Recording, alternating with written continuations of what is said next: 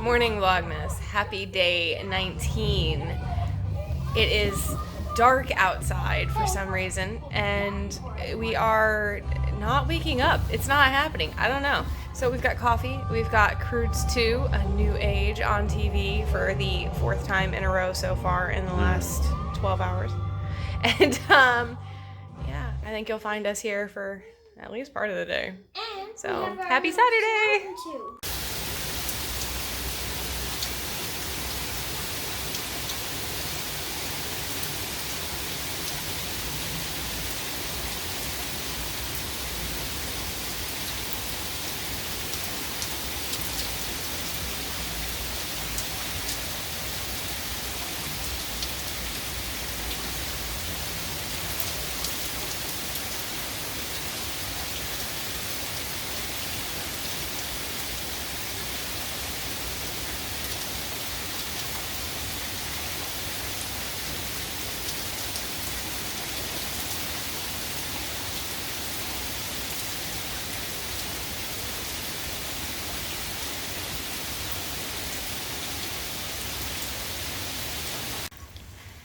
Okay, so it's pouring and cold and windy, and the rain has finally stopped long enough for me to be able to come outside without getting soaking wet.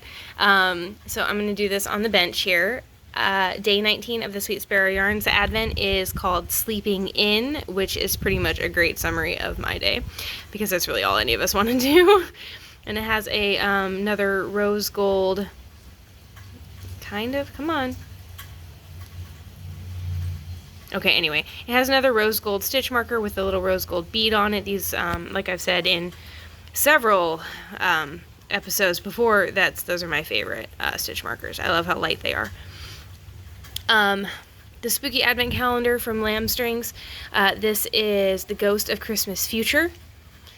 And I'm not so sure that it necessarily fades with past and present like I thought it would, but they do coordinate. They do all go together, and so they're super pretty. And then my day 19 from my Nightmare Before Christmas swap with my friend Mariah, she named this one Pumpkin King. And it's this beautiful orange and green and gray, and I really like it. It's really, really pretty. Yeah, so that's the Advents today, guys.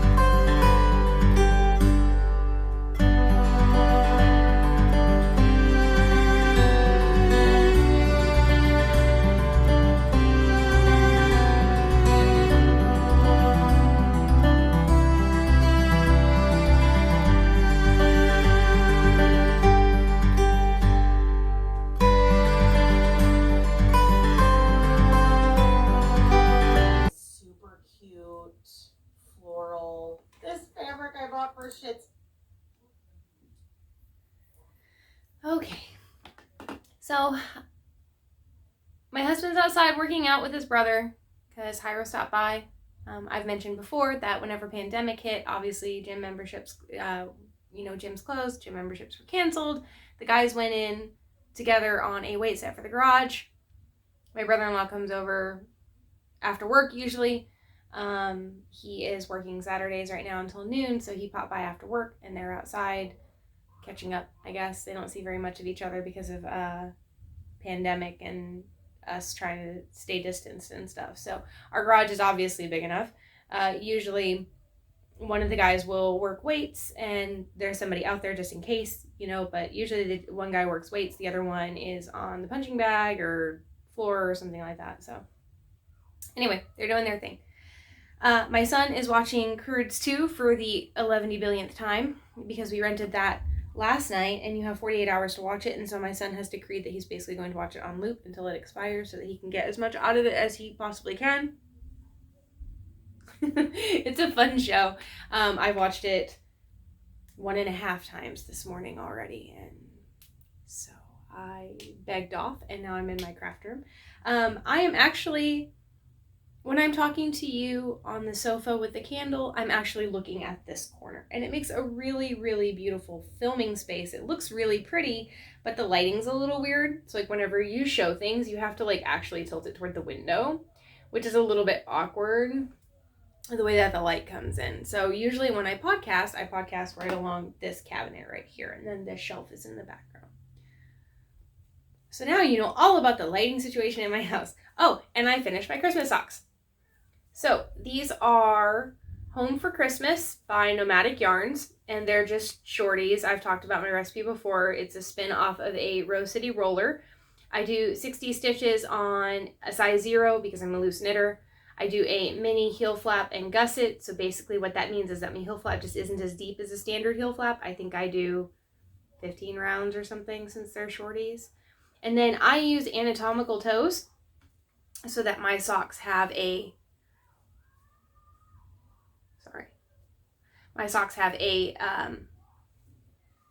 definite right foot and left foot. And I find that keeps my socks from getting holes. I always tend to get holes right here in the middle of like where the ball of your foot goes.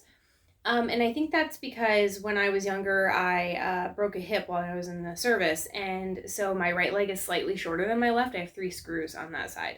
And so whenever I walk, my foot twists a little differently than my left one does. And I think it causes the fabric of my sock to spin around my foot, and then I just create friction in that one area. With the anatomical socks, it fits my foot the way it's supposed to, so they don't move the way that they do when they have a standard wedge toe. So I have a pile of socks in this bucket back here, and they all need to be darned, and really what I need to do is just cut the toes and rip them back to the middle of the foot and then reknit them with the toe that I want. It really isn't going to take that long, but I just keep putting it off, and so now of course it's taking forever.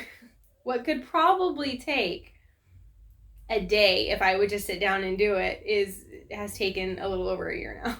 But when it's taken this long, what's one more day, right?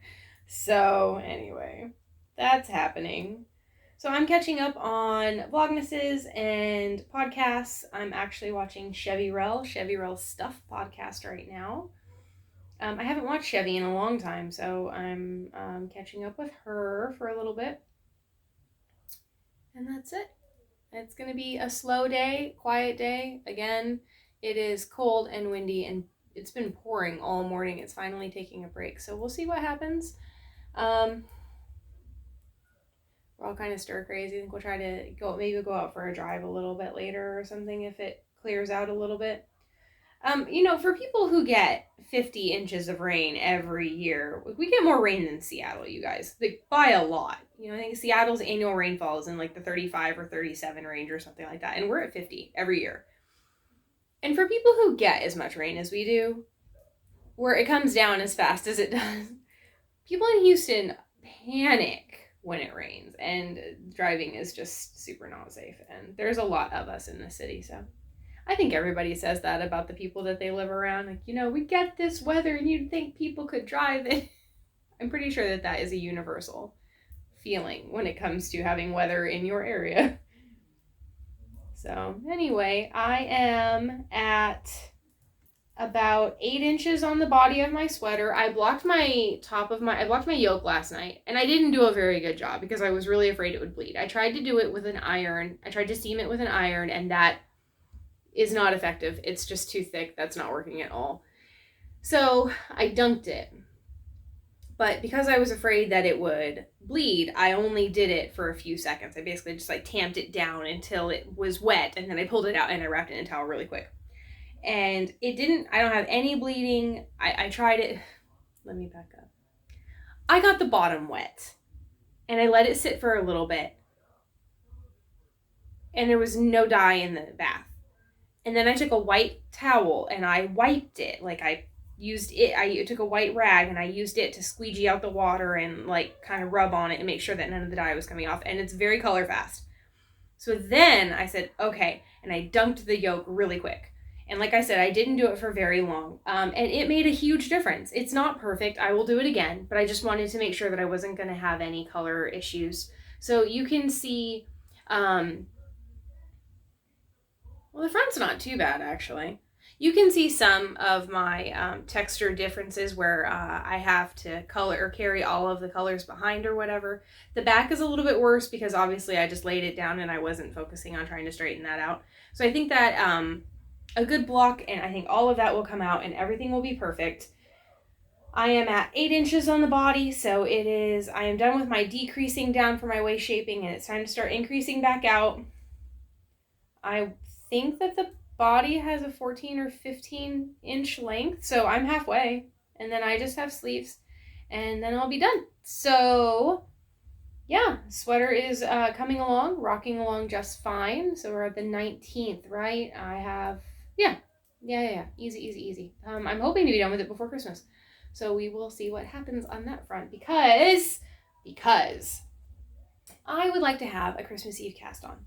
And I'm not sure what my cast on will be. I did swatch for the Monarch in those two colors, in the brown and the pink. I'm going to let that stew for just a little bit longer. I want to see how this one turns out and whether I'm going to put it on and see what I think of it and see whether or not it's something that will add to my wardrobe. I have plans for a Laurel jumper out of some Farmer's Daughter fibers and some Spin Cycle that I got in trade for a sample. So, you know, I don't know if any of you have looked at Spin Cycle prices, but so I have some of that I was thinking about using. My husband's sweater I need to recast on. Yeah, so I'm just ready to do a little bit of different knitting, I guess. And maybe I'll just knit socks. Who knows? We'll see how I feel. Like I said, this isn't normally my knitting season, so we'll see what happens. I would really like to get my husband's sweater cast on. I'd like to get that done by the end of winter here. For most places, and Houston included, our coldest months are like January. And then like the beginning of February. And usually by March, we're starting to warm up pretty well. So we have an early spring here. So I don't have much longer to get that on the needles and done. So yeah, I'd like to get that going. I'm hoping to be able to knit on that here.